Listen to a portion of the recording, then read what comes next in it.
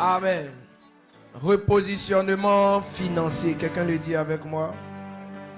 On peut le dire tous ensemble. Tu peux le dire encore plus fort. 1, 2, 3.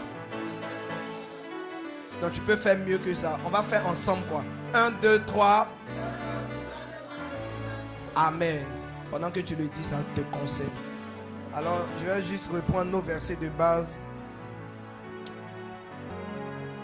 Ésaïe 43, verset 19 à 21. Voici, je vais faire une chose nouvelle sur le point d'arriver. Ne la connaîtrez-vous pas? Je mettrai un chemin dans le désert et des fleuves dans la solitude.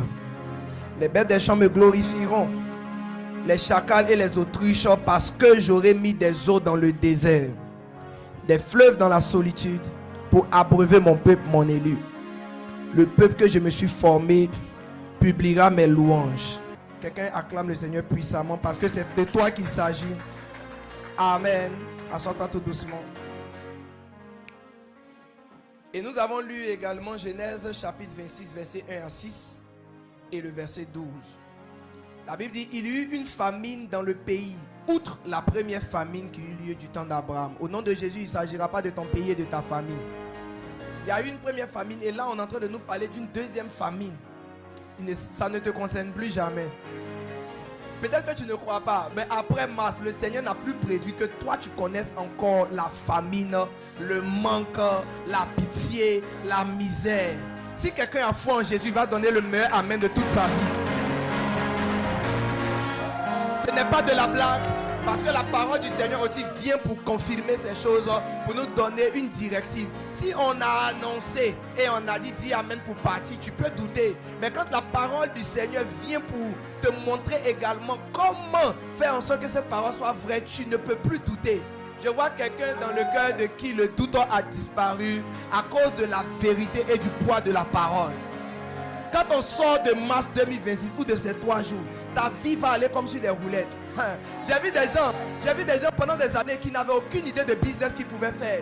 En la même journée d'aujourd'hui, ils m'ont parlé de 2 à 3 business qu'ils pouvaient faire. Tu n'as aucune idée de ce qui est en train de se passer. Il y a un mouvement révolutionnaire qui est en train d'arriver. Il y a un changement de mentalité qui est en train d'arriver. Tu seras mal à l'aise avec la pauvreté dorénavant. J'ai dit la pauvreté quand elle va te voir, elle ne sera pas heureuse de venir vers toi. La pauvreté va aller ailleurs, ça sera plus ta...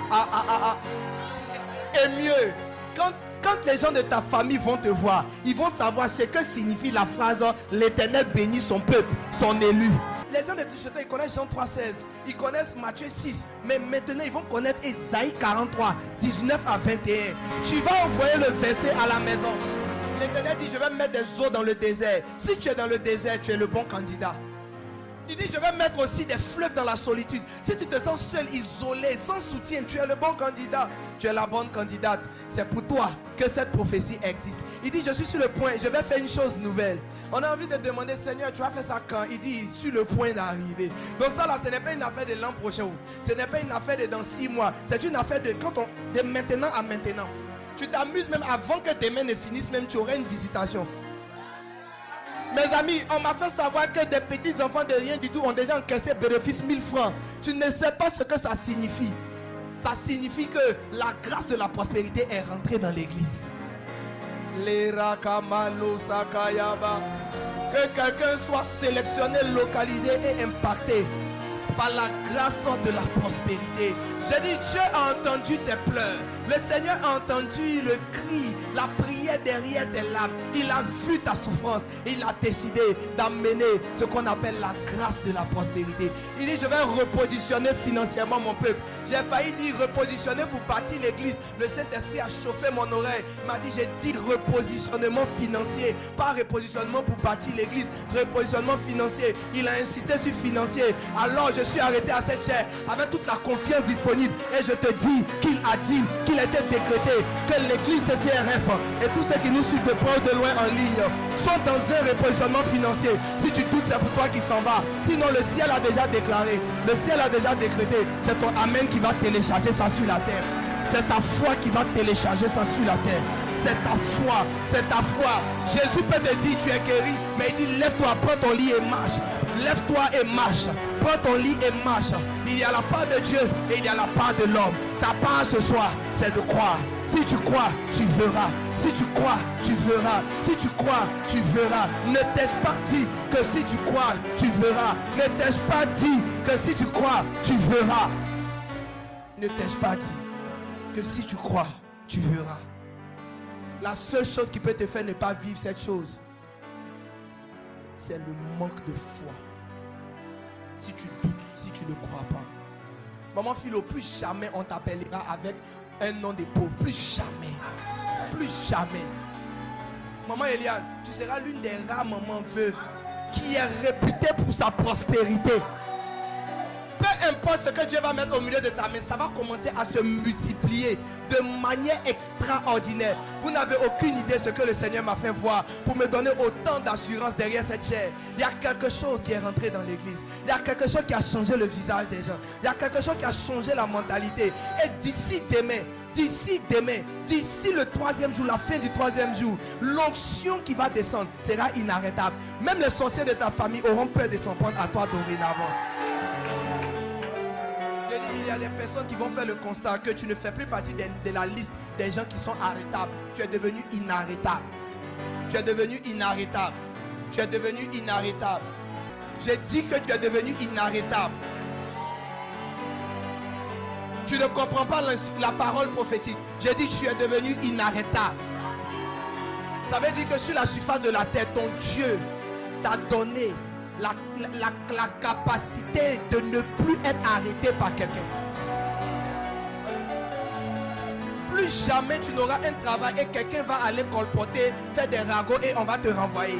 C'est fini. Si ça devait arriver, c'était dans le passé. Si ça devait arriver, c'est que c'est déjà arrivé. Si ce n'est pas arrivé jusqu'à cette date, jamais ça n'arrivera. Aussi longtemps que l'Éternel est sur son trône, aussi longtemps que Jésus est à la droite du trône de Dieu le Père et intercède pour nous, et aussi longtemps que le Saint-Esprit est là, aussi longtemps que tu demeures dans l'alliance, dans le sang de Jésus, personne ne pourra te faire renvoyer. Personne ne pourra faire tomber ton entreprise. Le jour où ils oseront aller chez des féticheurs, des hommes mystiques, des hommes spirituels pour essayer de te tuer, pour essayer de faire tomber ton entreprise, pour essayer de te nuire en quelque sorte, c'est le jour où eux et leurs féticheurs, ils mourront. L'Éternel a décidé, c'est un arrêté, l'Éternel a décidé que son église va passer à l'autre niveau. Quiconque se met en travers de ce projet a perdu la vie déjà. A perdu la vie déjà. J'ai dit, ta santé ne sera plus ce qu'elle était. Écoute attentivement.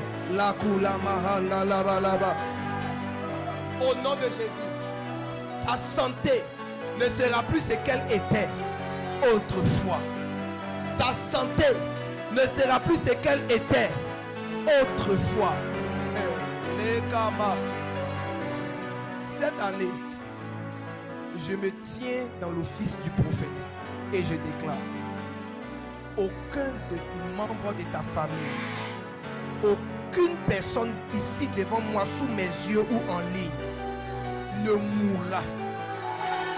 Personne, je dis bien personne, qu'il soit converti ou pécheur, qu'il soit consacré ou non, à cause de ton alliance avec l'Éternel Yahweh, je déclare, mandaté par le Saint-Esprit que je suis, que personne dans ta famille nucléaire, proche à toi, ni toi-même, ne connaîtra la mort et le séjour des morts. Au nom de Jésus, aucune maladie ne t'emportera. Aucune maladie ne t'emportera. J'ai dit aucune maladie ne t'emportera.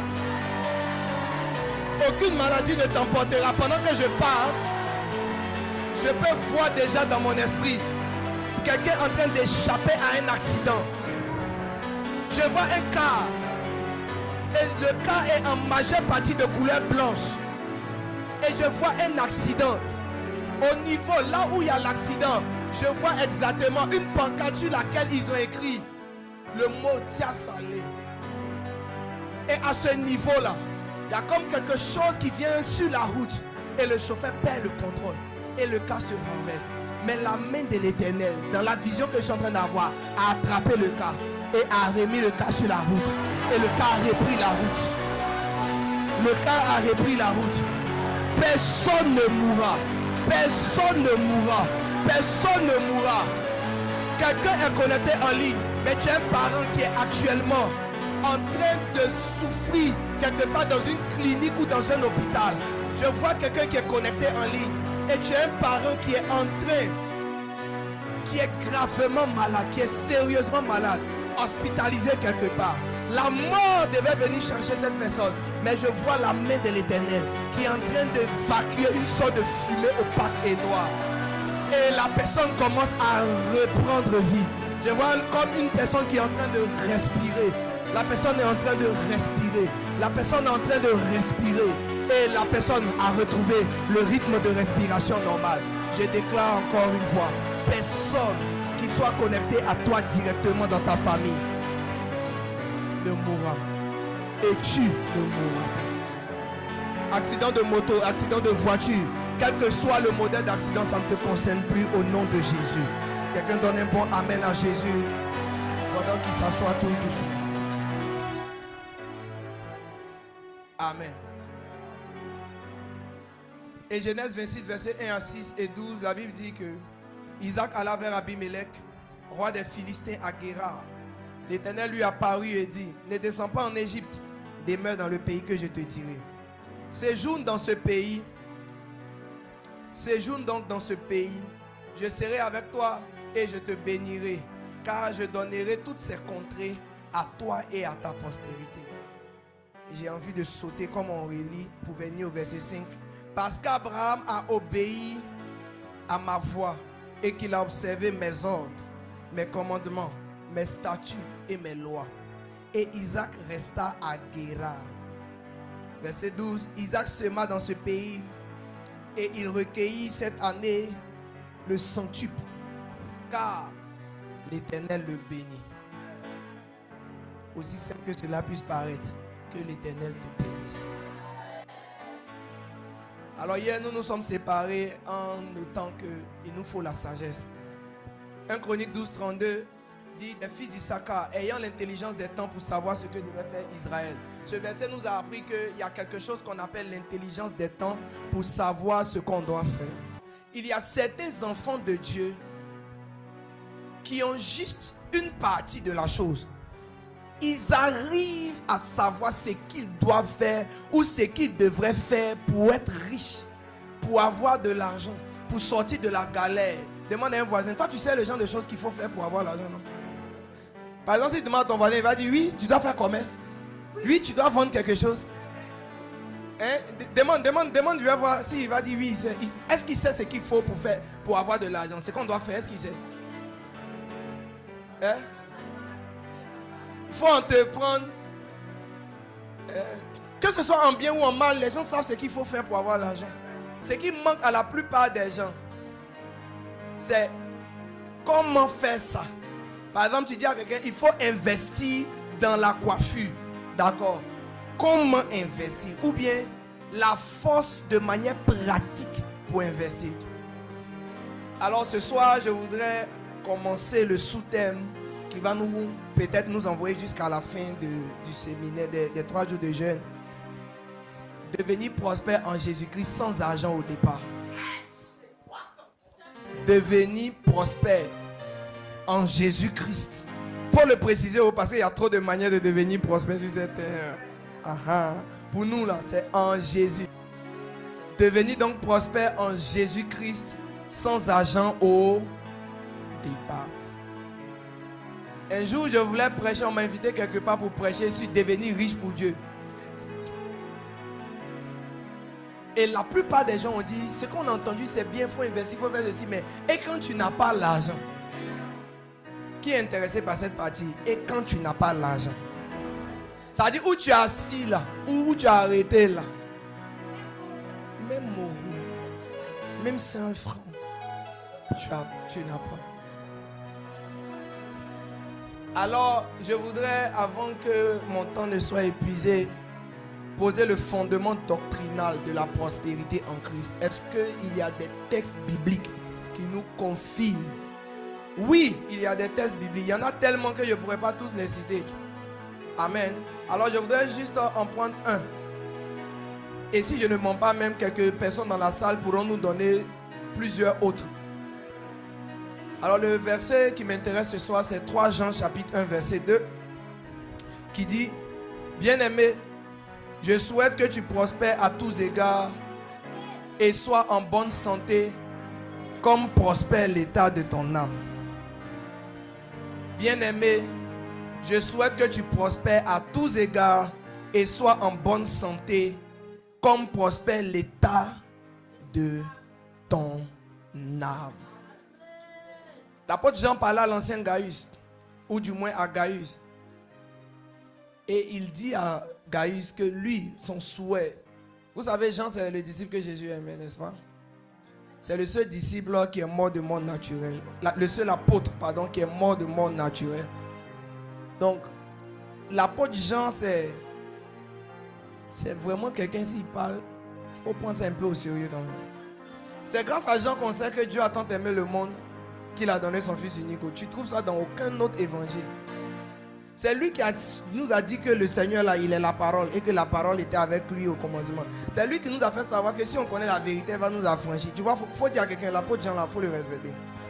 On ne parle pas beaucoup de lui, on parle beaucoup de Pierre, mais Jean là, c'est un tonton, il était très calé aussi dans les révélations prophétiques. C'est Jean qui a écrit l'Apocalypse, c'est le seul qui a su ce qui va se passer à la fin du monde. Même après l'enlèvement, c'est le seul. Donc quand on dit l'apôtre Jean, il ne faut pas prendre comme si c'est un autre disciple qui a parlé. C'est Jean. C'est le seul qui mettait sa tête sur la poitrine de Jésus. S'il y a quelqu'un qui sait comment le cœur de Jésus battait, c'est Jean. Dis avec moi, Jean c'est Jean. Il n'y a pas un autre qui a mis sa tête sur la poitrine de Jésus. Donc le seul qui peut dire, moi j'ai bien mis ma tête sur la poitrine d'un Dieu, c'est Jean.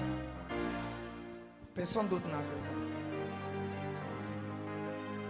Et c'est Jean qui est en train de dire à quelqu'un que mon souhait pour toi, cet homme si spirituel, il mentionne 2 choses. Il dit, je souhaite que tu prospères et que tu sois en bonne santé.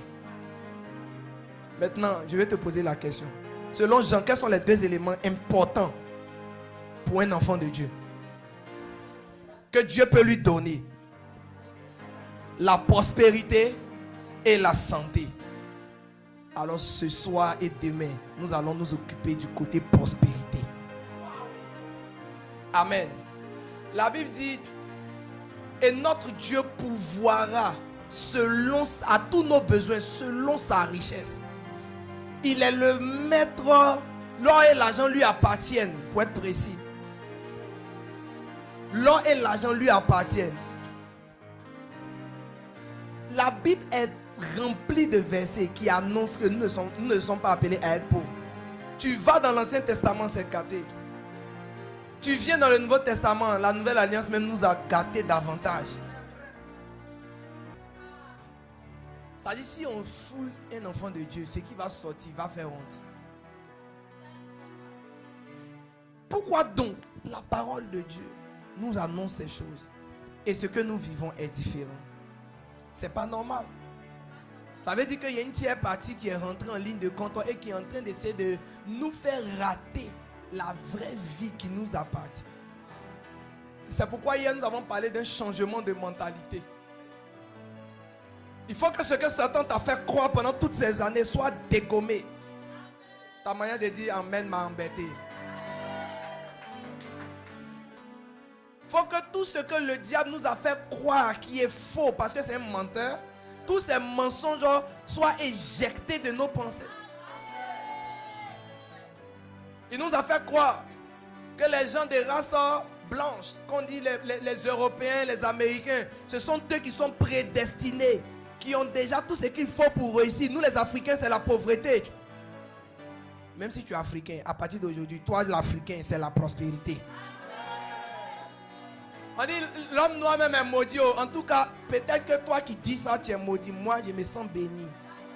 Dis à quelqu'un, je ne suis plus des noirs maudits. S'il y a un noir qui est maudit, c'est pas moi. Ta manière de ne pas dire ça m'embête. S'il te plaît, sois spirituel. Dis, s'il y a un noir qui est maudit, c'est pas moi. Ta manière de ne pas bien dire me dérange. Dis, si c'est un noir maudit, c'est que c'est pas moi.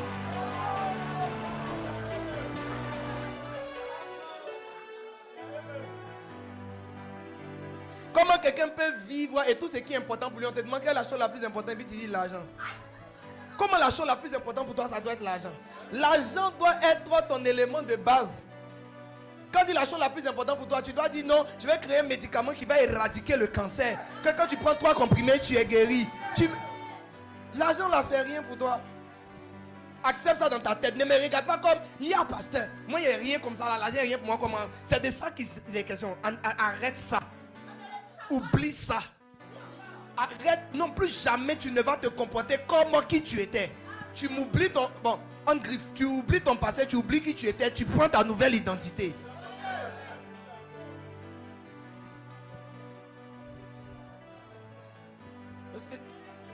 Imagine que chaque jour quand tu marches, tu as 250 millions sur toi. Tu sais qu'il y a un nombre de choses auxquelles tu ne vas plus penser. Tu ne vas plus réfléchir. Tes histoires de taxi, pardon, même devant 100 francs là. Tu ne vas plus penser à ça. Tu as suffisamment de 200. J'ai dit quand tu vas arriver à Abidjan maintenant, Baka et toi c'est fini. Tu auras suffisamment d'argent pour évoluer en Yango, Uber et Hitch et autres. C'est au nom de Jésus que je te parle. J'ai dit tu ne vas plus manger la pessie. Si tu manges la pessie, c'est que toi-même tu voulais manger ça. Pas plaisir quoi. Mais ce n'est plus que c'est la seule chose. Ne le regardez pas mal, s'il vous plaît, laissez-le. Il y a quelqu'un comme ça dans la Bible qui criait, fils de David, fils de David. On lui a dit de se taire, il ne sait pas, tu cries fort, plus fort. Il dit, fils de David, fils de David, aie pitié de moi. Si tu ne sais pas ce que quelqu'un vit, il ne faut pas lui dire d'arrêter de crier. Chacun connaît les difficultés dans lesquelles il vit. Vous n'avez aucune idée comment les gens souffrent. Il dit, je ne mange plus ça. Mais toi, tu as mangé pas hier. Ne lui dis pas de ne pas crier. Les gens souffrent.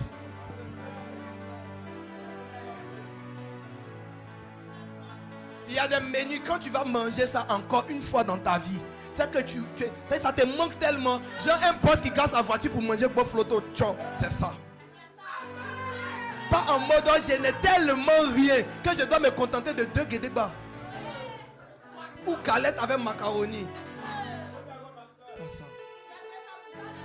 Je refuse cela au nom de Jésus. Et je refuse cela sur ta vie au nom de Jésus. Dis avec moi, renouvellement de l'intelligence. Renouvellement de mentalité.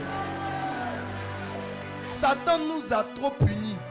L'heure de ta punition est finie. C'est à lui d'être puni. Aussi longtemps que dans ta tête là-bas, tu vas admettre et accepter qu'à un certain moment, tu peux être pauvre, tu le seras. La foi n'admet pas le doute. La foi est une ferme assurance. Je suis désolé pour toi. Je ne peux pas rentrer dans ton cœur, être obligé à croire ce que je raconte. Mais moi, j'ai été envoyé par le Seigneur l'Esprit. Ce que je te dis, moi-même, je le crois. Oh, mon ami, tu es obligé de voir Jésus se manifester dans ta vie. Mais pour ce faire, tu dois croire que Jésus en est capable. Satan nous a programmés pour qu'on accepte qu'en tant qu'Ivoirien, en tant qu'Africain, c'est notre vie qui est là. Mais aujourd'hui, Jésus vient nous reprogrammer. Et nous dit, en tant que fils du royaume, ce n'est pas notre vie qui est là. Nous ne sommes pas liés et condamnés à faire pitié dans cette vie. À toujours être en train de faire des calculs à n'en point fini. Je dis, ça s'arrête dans ta vie. Ça s'arrête dans ma vie. C'est terminé à cause du sang de Jésus. Si Jésus est réellement mort à la croix de Golgotha, je ne deviendrai plus jamais pauvre. Tu ne deviendras plus jamais pauvre. Tu ne manqueras pas. Je dis, même si notre Dieu veut nous éprouver, il ne va pas nous éprouver dans l'argent encore. Épreuve liée à l'argent, c'est fini comme ça en mars 2026. C'est fini. Si on doit être éprouvé, on va être éprouvé d'argent, on te donne beaucoup d'argent pour voir si ton cœur reste avec Dieu. C'est pas on te prive de l'argent pour voir si tu vas aimer Dieu. Les histoires du pauvre Lazare là, c'est un rêve pour nous en 2026, c'est mort. Gardons cette partie de la Bible pour un peu plus tard. Gardons ça pour une autre saison. Gardons ça pour le jour, l'année où le thème sera l'année de, je sais pas moi, teste-toi si tu aimes Dieu.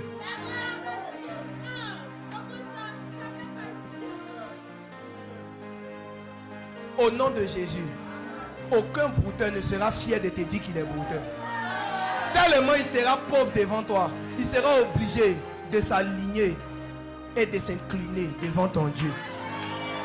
Aucun païen ne va te donner envie. Aucun païen ne va te donner. Pour l'instant, quand eux, ils ont les téléphones, quand ils ont les belles voitures, ça te donne envie. Mais la tendance va être inversée. Ce sont les enfants de Dieu qui vont avoir cela. Je ne veux pas exciter ta chair. Je veux exciter ton esprit. Ton esprit. Ton esprit. N'accepte plus. Même si quelqu'un s'assoit pour te faire un enseignement, que la pauvreté c'est divin, la pauvreté c'est biblique, refuse. C'est faux aujourd'hui, c'est faux demain, c'est faux éternellement.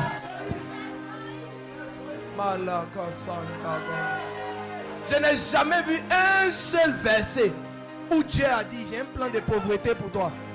Au contraire, j'ai vu plusieurs versets où il dit vous allez être riches. Des projets de bonheur. Il n'y a aucun projet de malheur qui vient de mon Dieu. Si le malheur vient, nommez-moi le diable, nommez-moi les démons, ne nommez jamais mon Dieu. Un grand Dieu comme ça va me créer pour me mettre sur la terre pour que je souffre. Où avez-vous vu que cette chose pourrait être la vérité? C'est un mensonge. C'est un mensonge tissé et confirmé, gardé, sauvegardé précieusement par Satan pour endormir les chrétiens, pour endormir les enfants de Dieu, pour endormir notre conscience, pour étouffer notre soif de devenir, pour étouffer nos ambitions. Mais ce soir, lui-même son propre projet de nous étouffer est étouffé. Un enfant de Dieu rentre dans une entreprise. Satan a fait en sorte qu'il préfère rester là où il est. Il n'a aucune intention d'être le boss du coin. Mais toi, ça sera différent avec toi. Qui se trompe pour te faire rentrer, même comme essueur, ou bien, comme on appelle, technicien de surface. Qui se trompe à partir de 2 mars, 3 mars 2026. Maman Philo, qui se trompe pour te donner une porte d'accès dans n'importe quelle entreprise du monde? Joël, qui se trompe pour donner à l'une des personnes connectées à cette onction de rentrer par n'importe quelle porte? Même si tu rentres par la porte de nettoyeur des toilettes, tu vas finir dans le poste, dans le bureau des directeurs de quelque chose. Si tu rentres comme collectrice, tu vas finir comme responsable local de ville. Que Dieu utilise ta vie pour nous témoigner sa puissance. Et c'est ce qui va arriver. Isaac s'aima dans ce pays qui était apparemment mauvais, où il y avait la famine à 2e reprise, pour la 2e fois. Il a moissonné au centuple. Les circonstances de la vie ne sauraient définir Dieu. Dieu n'est pas à définir par les événements. Les événements sont à sa merci. Il est le maître du temps et des circonstances. Si le temps, il veut, dans la sécheresse, il te fait moissonner. S'il veut, là où il y a le manque, toi, il te donne l'abondance. Si tu as entendu une portion de ce message, c'est que tu fais partie des gens que Dieu a décidé qu'ils ne seront pas pauvres encore. Il en sera ainsi au nom de Jésus. J'ai dit qu'il en sera ainsi au nom de Jésus.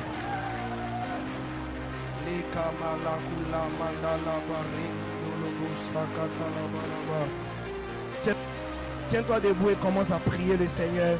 Attrape toutes ces paroles. Reçois ces paroles. Sois fortifié dans ton esprit. Prie en langue.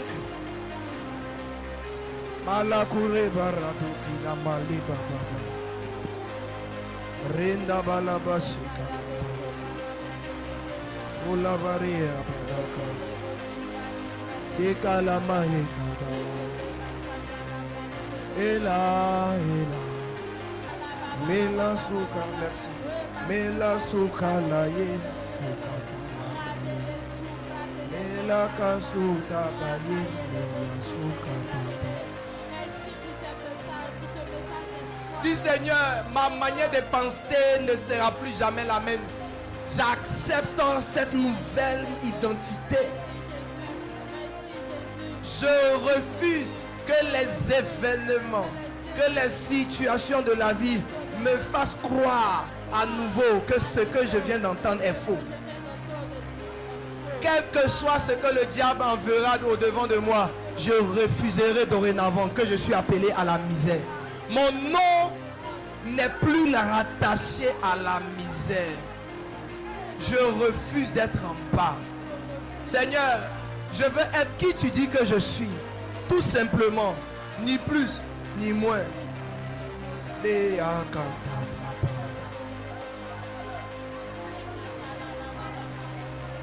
Confesse que la parole de Dieu est rentrée dans ton esprit et que ton âme a été affectée. Tes croyances ont été bousculées. Ton langage va suivre le mouvement. Tu n'es pas pauvre. Tu n'es pas misérable. Tu es riche. Tu es à l'aise avec ce genre de mots. Quand tu réfléchis, quand tu planifies, quand tu te projettes, tu ne penses plus comme quelqu'un qui n'a pas. Tu ne considères plus que 100 000 c'est beaucoup de choses. Tu ne considères plus que 1 million c'est... Est-ce qu'un jour même moi-même j'aurai 1 million dans ma vie? Tu auras plus que 1 million. Tu auras plus que ça. Tes croyances ont changé. Yes.